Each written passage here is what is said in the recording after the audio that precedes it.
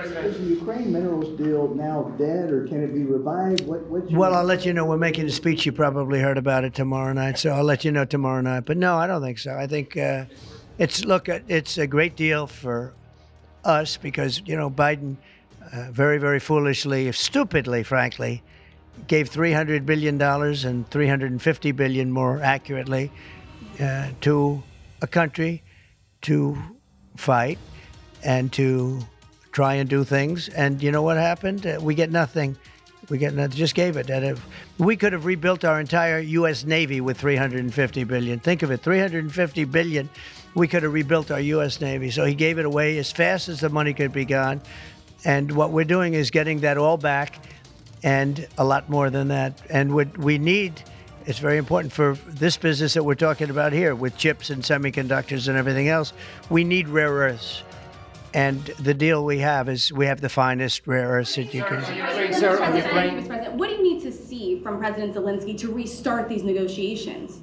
Well, I just think he should be more appreciative because this country has stuck with them through thick and thin. We've given them much more than Europe, and Europe should have given more than us because, as you know, that's right there. That's the border.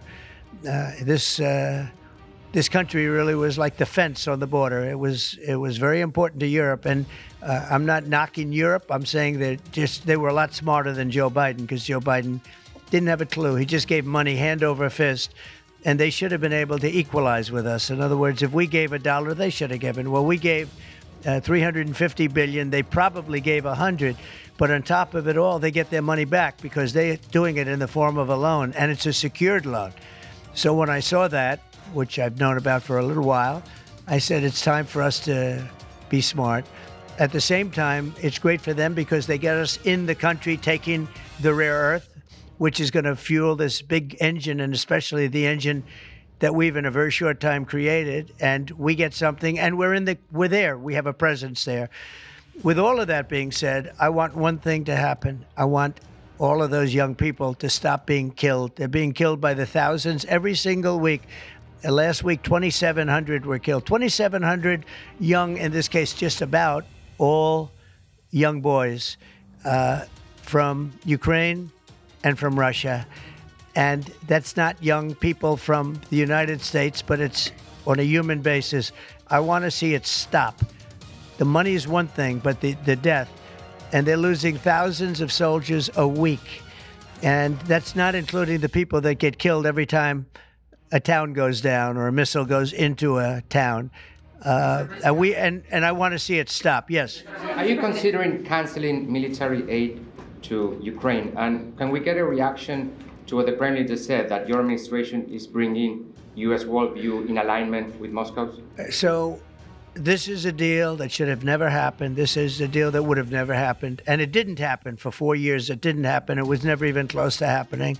If I were president, it would not have happened. And October 7th would not have happened in Israel. And inflation wouldn't have happened. And Afghanistan, disastrous. The way they withdrew, not the fact that they withdrew, but the way they withdrew would have never happened. And we would have had Bagram right now instead of China having it. It was 1 hour away from where China makes their nuclear weapons. We would have kept Bagram with one of the biggest air bases in the world. All of these things happened, and it's a shame. But it is what it is, and now we're here.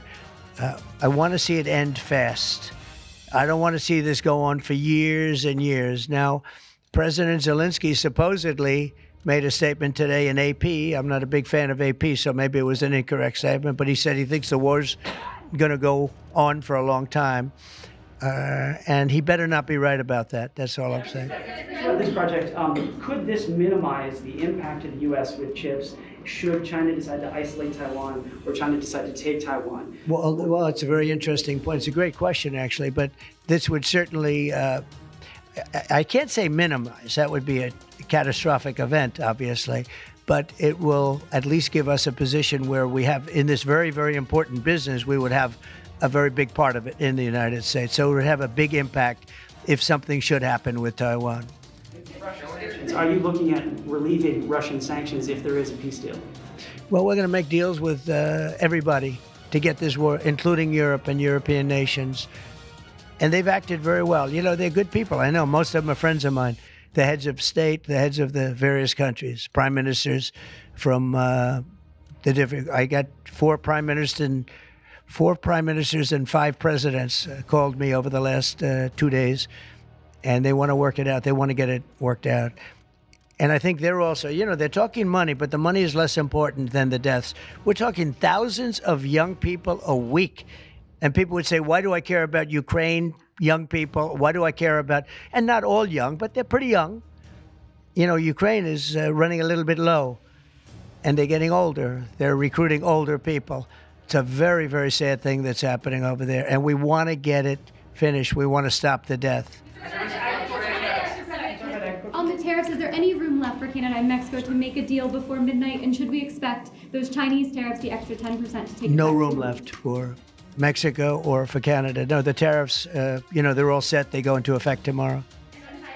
Mr. President, just to follow up on my colleague's question. And just so you understand, vast amounts of fentanyl have poured into our country from Mexico. And as you know, also from China, where it goes to Mexico and goes to Canada. And China also had an additional 10, so it's 10 plus 10. And it comes in from Canada and it comes in from Mexico, and that's a very important thing to say. Yeah, please, go ahead. Have you decided if you're going to suspend military aid to Ukraine? Have you made that decision? Well, I haven't even talked about that right now. I mean, right now, we'll see what happens. A lot of things are happening right now as we speak. I mean, literally as we speak. I could give you an answer and go back to my office, the beautiful Oval Office. I could go back into the Oval Office and find out that the answer is obsolete. It's like his business. It's obsolete. You come up with a new chip and it's obsolete about 2 minutes later, right? But that's what's good about his business. That's why he's the only one that's successful in it. But To follow up on my colleague's question, from Russia saying that your foreign policy is largely in line with their vision, should that be concerning to Americans? said what? Should that be concerning to Americans? Read the statement. That Russia says that your administration's foreign policy is, quote, largely in line with their vision. Well, I'll tell you what, I think it takes two to tango, and you're going to have to make a deal with Russia, and you're going to have to make a deal with Ukraine. You're going to have the assent, and you're going to have the consent from the European nations, because I think that's important, and from us. I think everybody has to get into a room, so to speak, and we have to make a deal. And the deal can be made very fast. It should not be that hard a deal to make. It can be made very fast. Now, maybe somebody doesn't want to make a deal. And if somebody doesn't want to make a deal, I think that person won't be around very long. That person will not be listened to very long because I believe that Russia wants to make a deal. I believe certainly the people of Ukraine want to make a deal. They've suffered more than anybody else. We talk about suffering. They've suffered. But if you think about it, under President Bush, they got Georgia, right? Russia got Georgia. Under President Obama, they got a nice big submarine base, a nice big chunk of land where they have their submarines. You know that, right? Crimea. Under President Trump, they got nothing. And under President Biden, they tried to get the whole thing. They tried to get the whole big Ukraine, the whole thing. If I didn't get in here, they would have gotten the whole thing. So I can only say you can go back to Bush, you can go back to Obama, and go back to Biden. They took a lot. The only one they didn't get, you know what I gave them? I gave them anti-tank missiles. That's what I gave them. I gave them sanctions on Russia. I gave them javelins. You know the javelins? You know when they took out all those tanks? You know the tanks were heading to Kiev by the hundreds, and they were unstoppable. And I gave them javelins. So, you know, I really, Putin is the one that will tell you this has not been so good for them. The fact is that I just want fairness. I want fairness. But think of it. I gave Russia nothing except grief. I gave them nothing. I gave them sanctions and javelins. That's what I gave them. Obama gave them sheets, and you heard that statement before. It's a very famous. Trump gave them javelins, and Obama gave them sheets, and then they say how close I am to Russia. And let me tell you, we have to make a deal because there are a lot of people being killed that shouldn't be killed. But remember, Trump gave them nothing, and the other presidents gave them a lot. They gave them everything.